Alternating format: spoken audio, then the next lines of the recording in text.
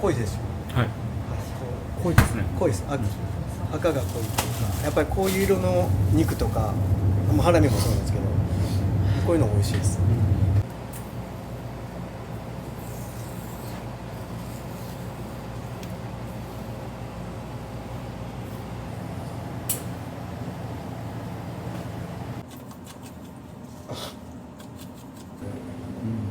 ちょっとそれが中です。これが外です。こういうふうになって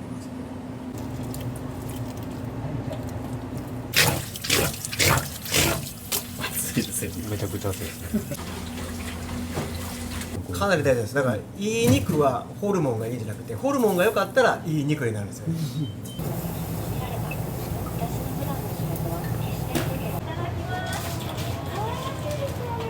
それを見るとやっぱりその命にもちろん感謝ですし、その後の仕事にすごい感謝ですよ。命と仕事があって初めて皆さんに食べていただけるという。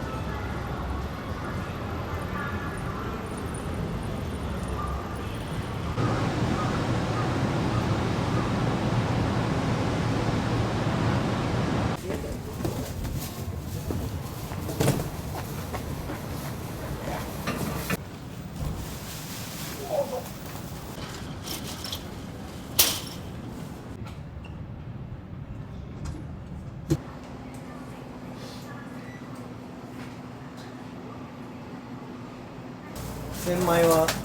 第3の胃なんですよ。牛って胃4つあって、2の8の巣、千枚、赤線なんですけど、それの第3の胃の千枚。千枚って水分を取る役割をするんですよ、胃の中で。きれいな水と今まで吸ってた水をこう交換するという意味で水につけたりとか、流水でこう水をこうさらしたりとかして、こう交換していくみたいな感じですね。うちの場合はまずこう水をつけます。友屋さんがきれいにやってくれてるんで、あともう最後に処理するぐらいで軽くです。ちょっと見てもらったら分かる。ちょっと色が変わるんですよ。こういうのをこう何回もやり直してはい。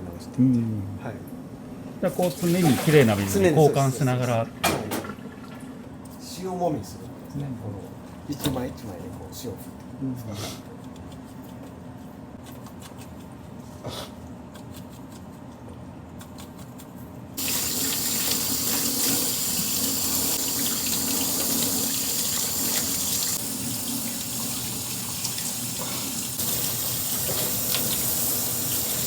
膜とかついてるんですよ。それも全部こう、その食肉センターで全部こう剥がしていってから出荷みたいな感じ。でその丁寧がちょっと粗いところももちろんその都道府県の食肉センターによって変わってくるんですけど、はい。そのうちの大阪の南港のはすごい丁寧な、ああいう氷水につけて。氷水につけるのは身を締めるんですか？そうですね。冷たい方がやっぱりいいですね。はい。とあれも何回もこう変えていきます。常に水吸うんで。はい。そうなんです。この状態でも水を吸うんですか？めちゃめちゃ水吸います。はい。すごい水出てきます。は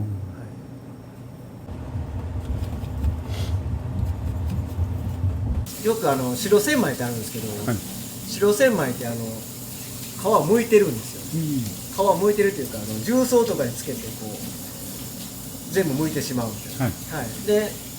千枚の表面のところがすごい千枚独自のこの独特の癖っていうか、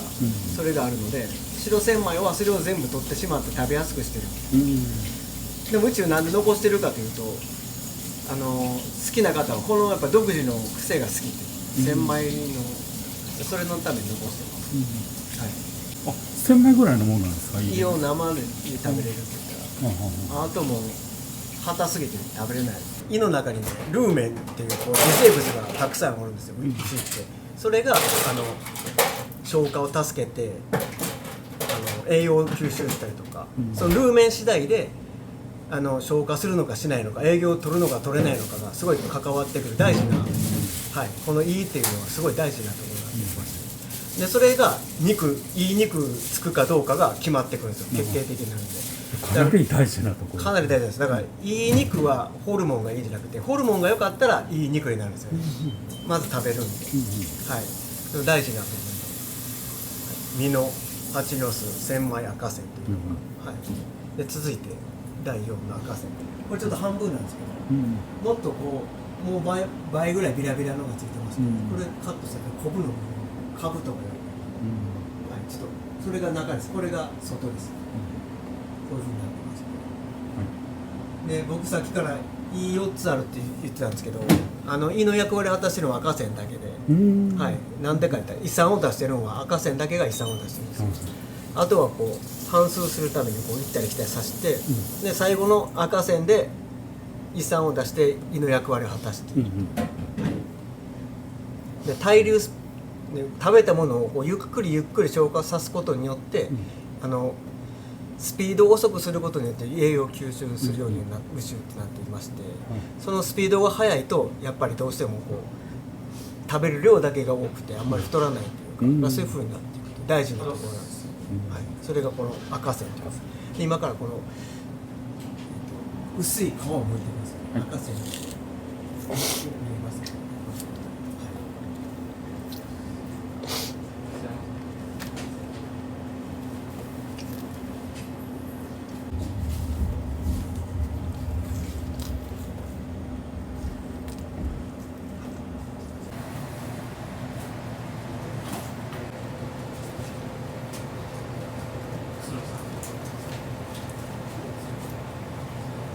で、小麦粉でぬめりを微生物とかのその死骸っていうのが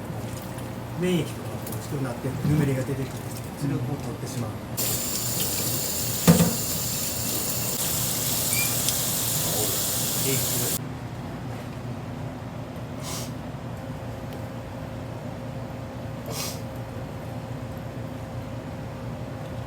でこれがあって、まずあとは最後注文したき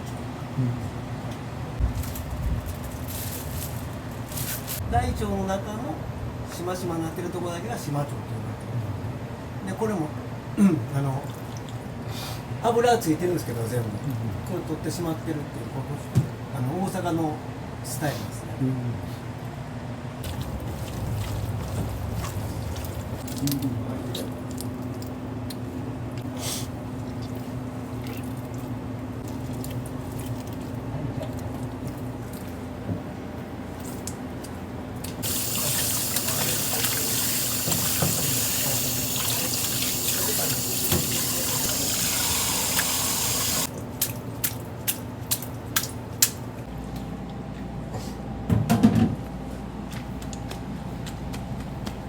小腸の方、油ホルモンの方を油がこうついてるそのままにしてるので、かぶったらこっちはこう身を楽しむで、油ホルモンのは油を楽しむみたいな感じに一応、じゃあ2つの楽しみ方があるということそうですね。小腸と大腸でまた別、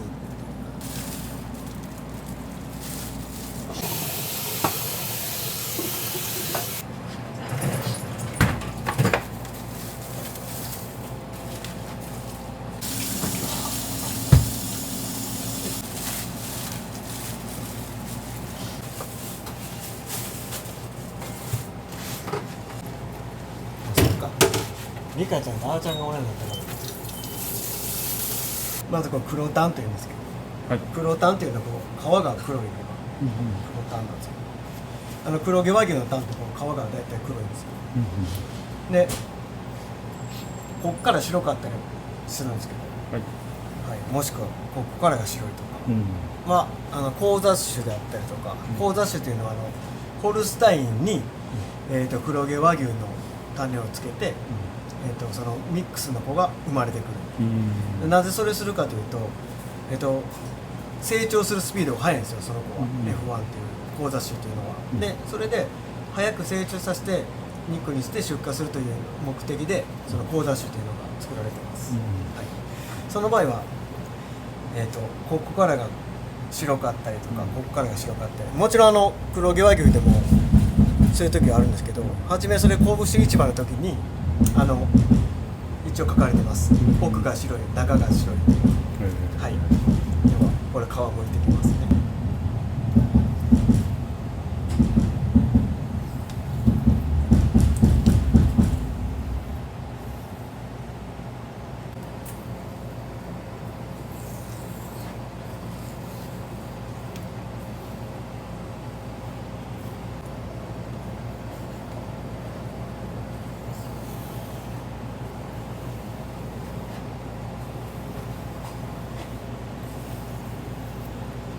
でこれタン下というのがついてまして、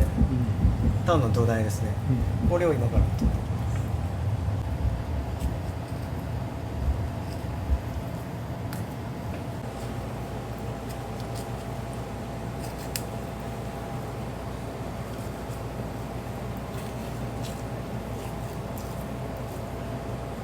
これがタン下とかタンツラとか言われてる土台のものです。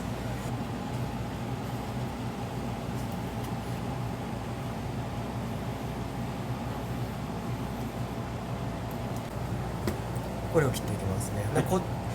よく言われてるのが付け根ね、こっちが付け根なんですけど、付け根に行くほど柔らかくなるんです。動けへんからね、はい、で油も入りやすいんですよ、付け根の方が。サシもキメも細かいですし、こうだんだん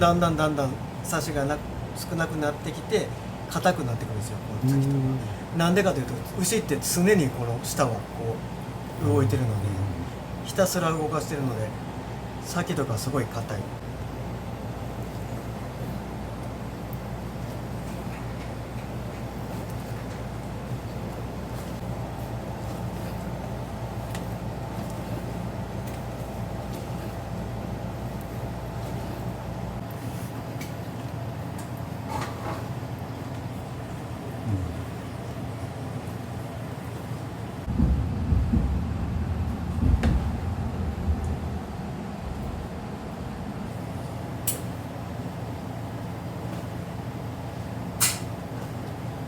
だんだんこう元と比べるとね、だいぶ違う。結構入ってる方ですよね、はい。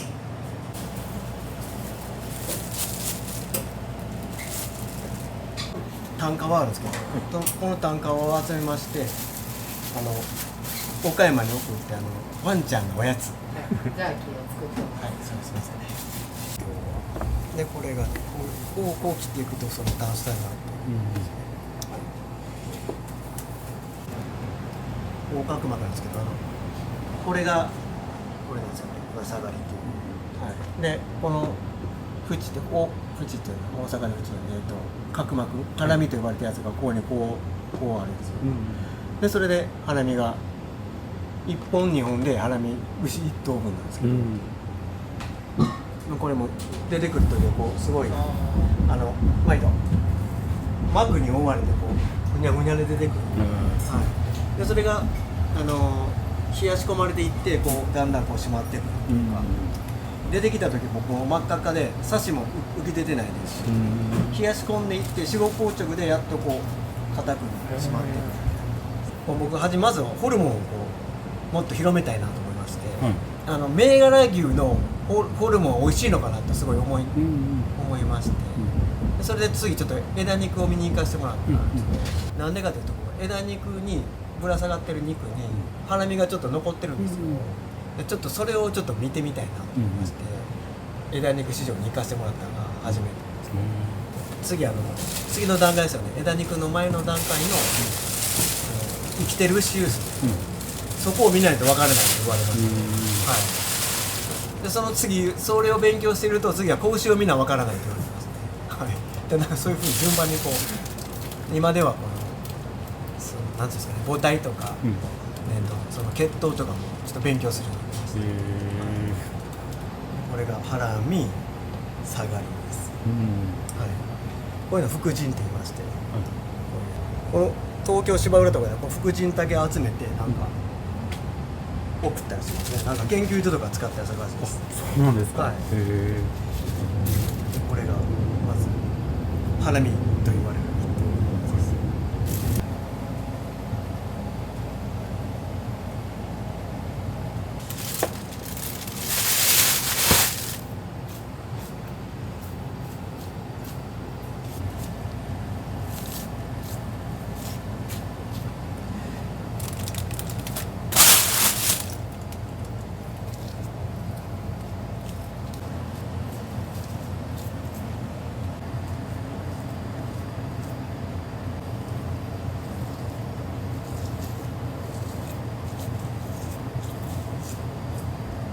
多分僕たち一般的な、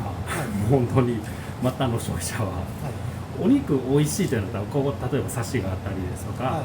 まあ、焼いてみて、まあ、厚みがあったりとか柔らかいとか、そういうふうな多分、はい、なんていうんですか、ね、総合的なところって美味しい肉の判断ってそういうところかなとか、あとタレが美味しいとかなってくると思うんですけど、プロが見てですね、あ、ここのお店美味しいなとかっていう判断っていうのは何かのお肉を食べてできるものなんですか？ね、僕が絶対頼むのは、まず値段見て輸入物使ってるかどうかとかまず判断できるじゃないですか、安すぎるとやっぱ和牛じゃないと思うの、国産とかじゃないと思うので、まずハラミは頼んでみますけど、つらみとか、と心臓とかですかね、頼みますね。あと肉であると、ロースかランプかとかですかね、で頼んでみて食べて、好みなんでね、あ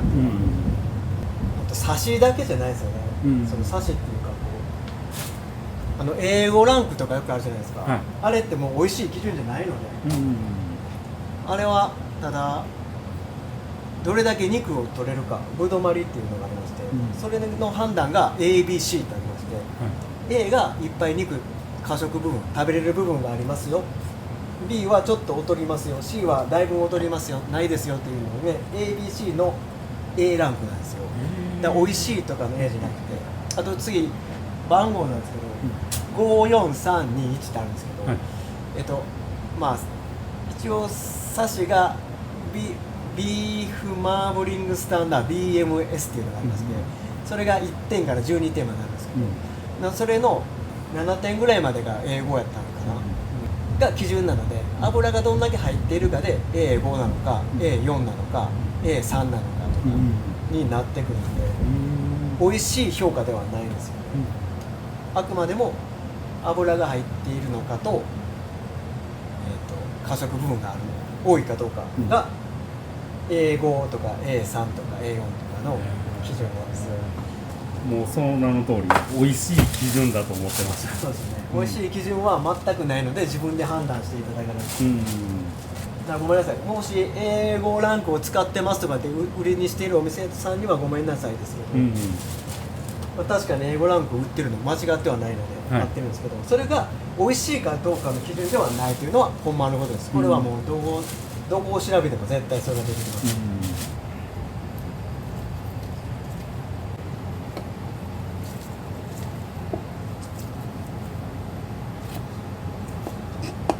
これ下がりなんですけど、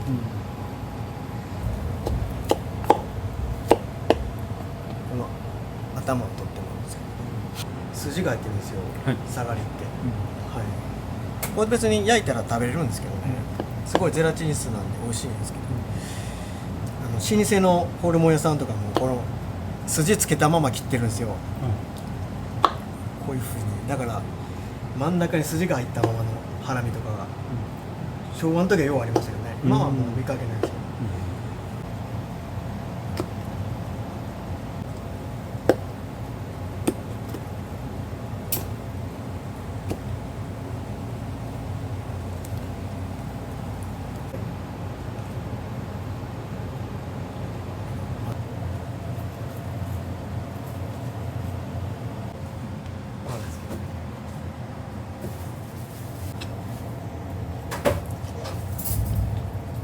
濃いですよ。濃いですね。濃いです。赤が濃いっていうか、やっぱりこういう色の肉とか、ハラミもそうなんですけど、こういうの美味しいです。逆に色がちょっと鮮やか浅かったりすると、どちらかというと味薄いの多いですね。100% じゃないですけど、もちろんこれでも味薄いやつはたまに出ます。だから面白いですけど。薄くなる原因っていうのは、なんか例えば気温が暑かったりしてお水をよく飲んだりするからちょっと白っぽくとか浅いっていうのがですね、まず性別で変わるんですよ。メスの方が色濃くなるんですよ。でオスって共生してるんですけど、共生の方がどちらかというと色は浅くなるんですよね。でなんでかというと、共生の方がすぐに大きくなるんですよ。特に今の血統とかの場合とかですと、早く大きくして餌代を浮かしてどんどん回転させていって、農家さんが潤っていけたらいいよねっていうのが方針なので、できるだけ早く大きくして出荷っていうのがもう今の畜産の流れなんですけど、でそのために品種改良でもうすぐに早熟ですよね。早く大きくなる、若くして大きくなって肉もついて油もよく入るというのがどんどん改良されてきたんですけど、ちょっとそれが行き過ぎてしまったって日本の技術ですよね、その技術力があるがゆえにサシがすごく入りすぎるようになってしまったんです、するとそれが消費者の方になると油が重たいとか、そういう風になってしまったんですよね、油が入れたいがために入れたんですけど、それが今となっては行き過ぎてしまったみたいな感じですね、はい、で色の話に戻りますと、メスはではなぜ色が濃いのかというと、メスは巨生よりちょっと長く噛むんですよね、なぜかというと大きくなるのが男子より女子の方がちょっと遅いんですよ、それでちょっと長く噛むんですよ。長く噛うことで色がちょっと濃くどんどん蓄積していくんですよ、それで色がだんだん濃くなっていくっていうのが理由の一つでもあります、はい、あと食べてる餌とか水とか、そういうのでも色がすごく変わってきます、はい。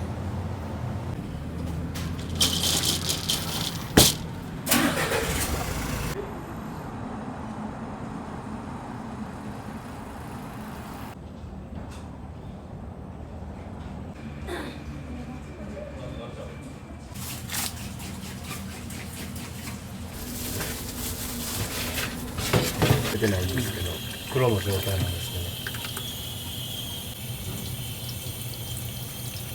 けど、温度今47なんですけど、本当はもっと高い温度がいいんですよ、でここ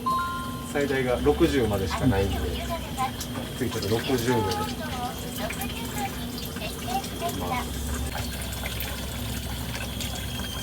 真っ白にするんですけど、その常温の状態だったら全然めくれないんですよ、で熱湯にさらしてめくれやすい状態を作ってあげるっていうのが今めくれてきてる感じですね。これまな板の上にこれでスプーンの方で一つずるずるですよね。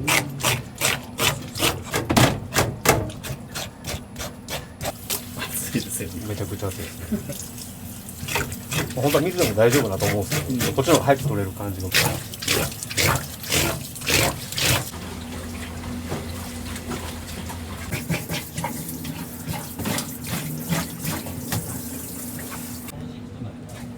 あともう沸騰させてるお湯に入れて一回もう通すんですけど、残りのこの裏の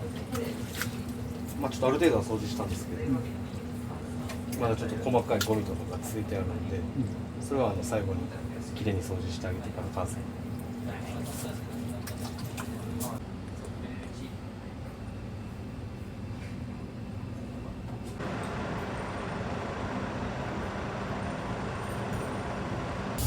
これ同じ個体ではちょっとないんですけど、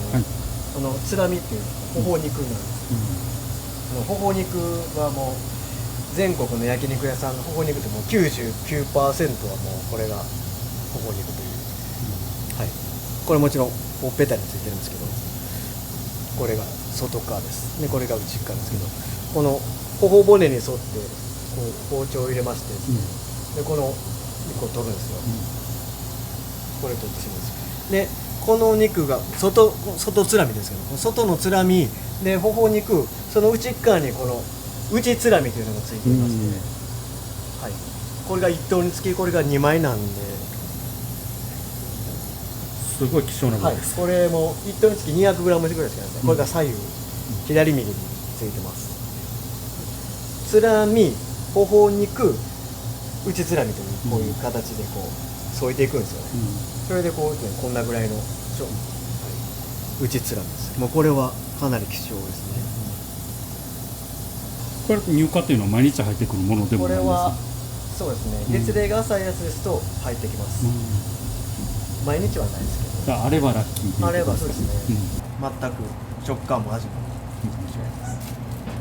こめかみがあります、はい、あるな、かなり貴重です、内つらみです。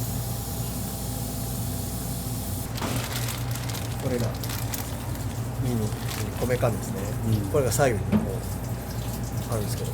こめかみの部分にこれがついてます。でこれが切った方です。でその横にですね、リンパのやつをツラグレースというので、こういうリンパ節って、この大きいのがここにもあります。こんな感じですね。ちょっと肉も骨があるんですけど、あと顎があってタンがあるみたいですね。これで顔の食べれるところは全部。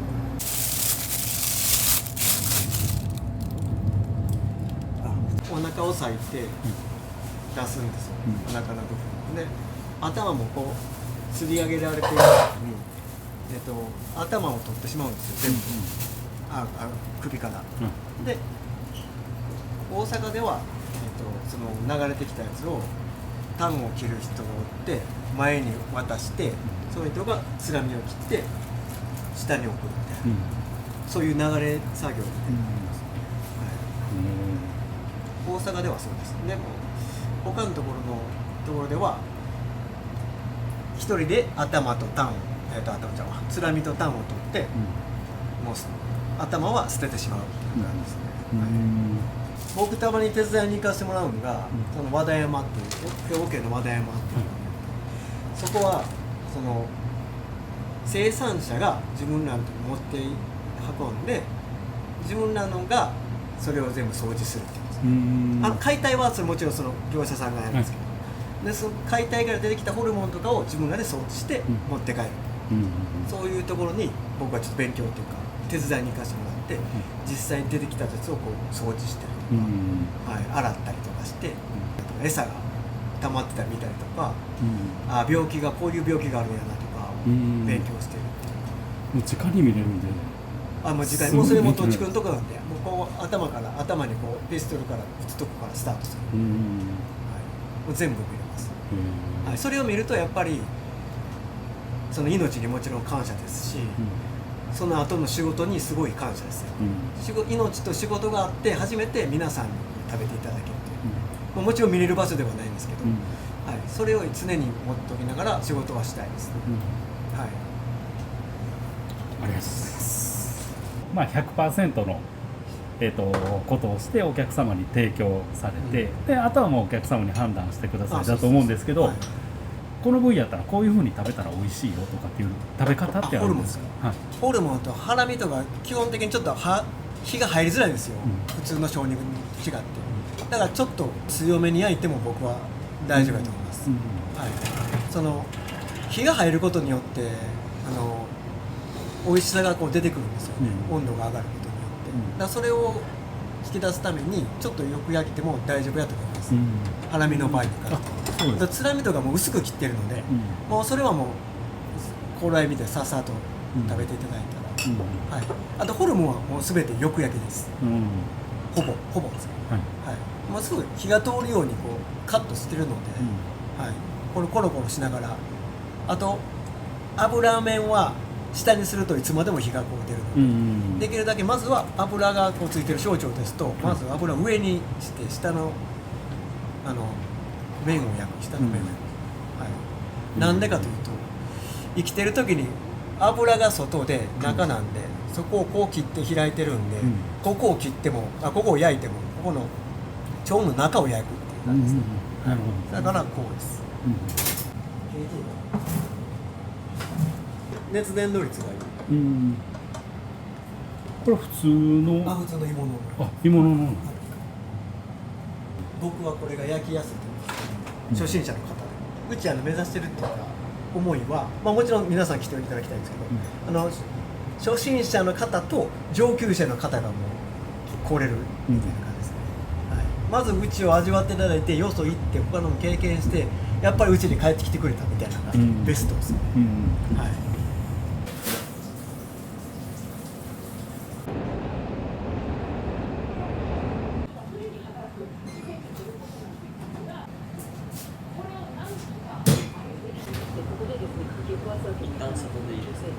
日米同盟がありますから、日本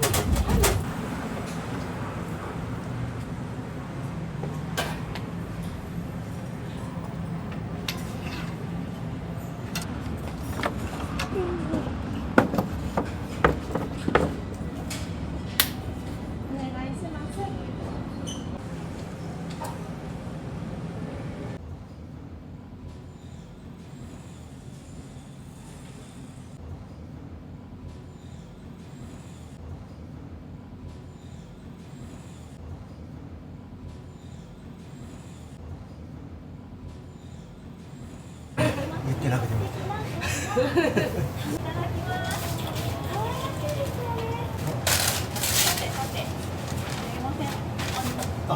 これサーロインなんですけど、但馬牛なんでこれ小さいんですよ。もっと一般和牛やったらもっと大きいです。もうちょっと大きいです。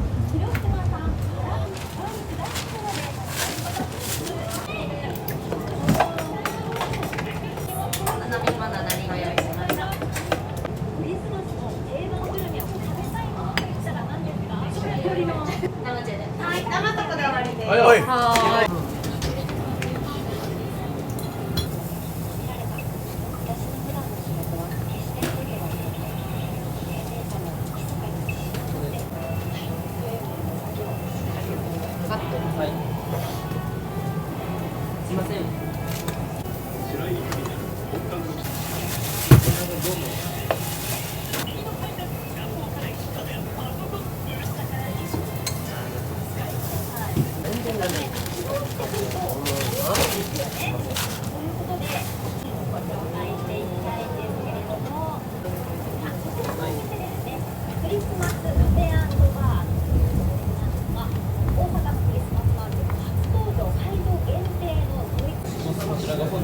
賛成。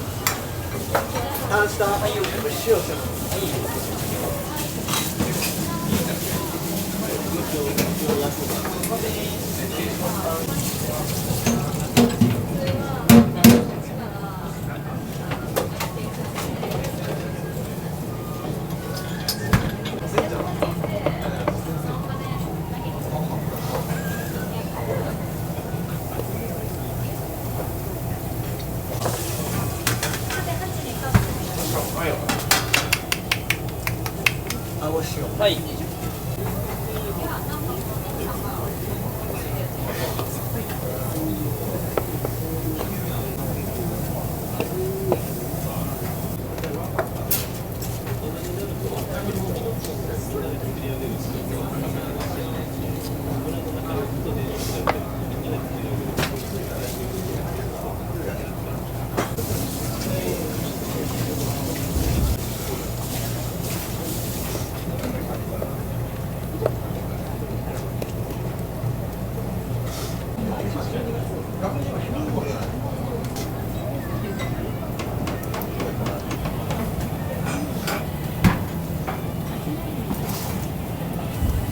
ホルモンのてっちゃん千枚油ホルモン心臓赤線ウルテン。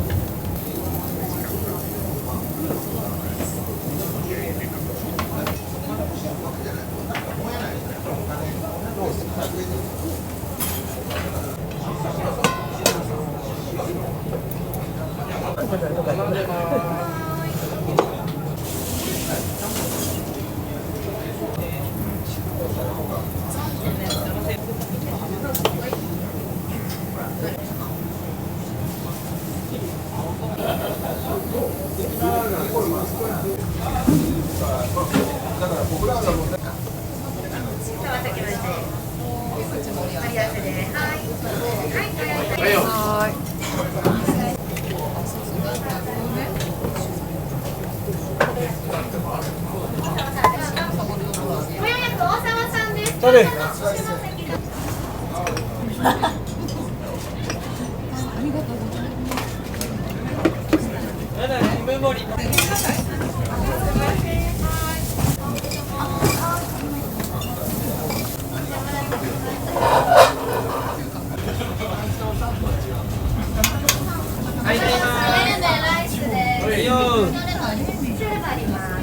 いません、生ビールとレモンサワーです。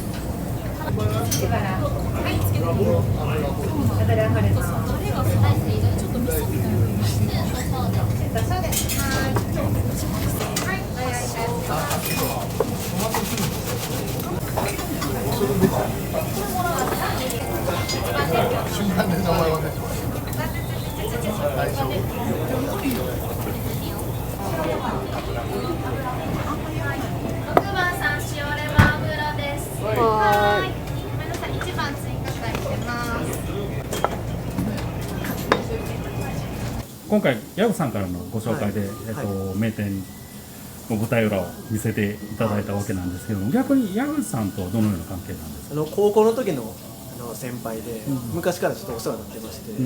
でヤグさんもともとご実家がお寿司屋さんなので、寿司やってたんですけど、その頃からずっと行かせていただいてたんですよ、はい。おすすめはやっぱり僕は茶碗蒸しが一番ヤグさんの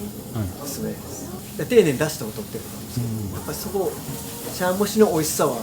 僕の中ではかなり美味しい時代です、はい。プロがおすすめする名店というところで、片倉さんがここは特別だと、ここは名店だというお店をご紹介していただきたいんですけれども、はい、数ある中なんですけど、ちょっと同業は外しまして、はい、地元というくくりにさせていただいて、まず寿司坂本さんという、そこはいつもお世話になってます、もうコースなんですけど、すごい、はい、寿司が美味しい、人柄も、でもう一つが串カツ一力さん、いつも西九条にある串カツ屋さんなんですけど、すごい老舗で、そこもコースで串カツをいただくという、はい、それもお世話になってますね。あともう一つが焼き鳥長崎さん、それも西九条なんですけど、その子とは同級生で、すごい鳥にも、日本酒にもこだわってる、はい、方で、その3軒がおすすめです、はい。片倉さんの究極の目標みたいなのあるんですか？目標は全部自分で選ぶことですね、はい、母体選ばせていただいて、その何をつけるか種を選ばせていただきまして、でそれが生まれた、オスで虚勢するんですけど、虚勢かメスを僕の信頼している、肥育農家の方に預けさせてもらって、でどんな餌をもちろん知ってるので、この餌を食べて何ヶ月まで買っていただいたやつを使わせていただくが一応夢なんですけど究極のオーダーメイド。そうですね。いや僕枝肉見に行かせてもらった時も焼肉屋さんなんか行ってなかったんですよ、全然で。それが結構 SNS 見るともう市場で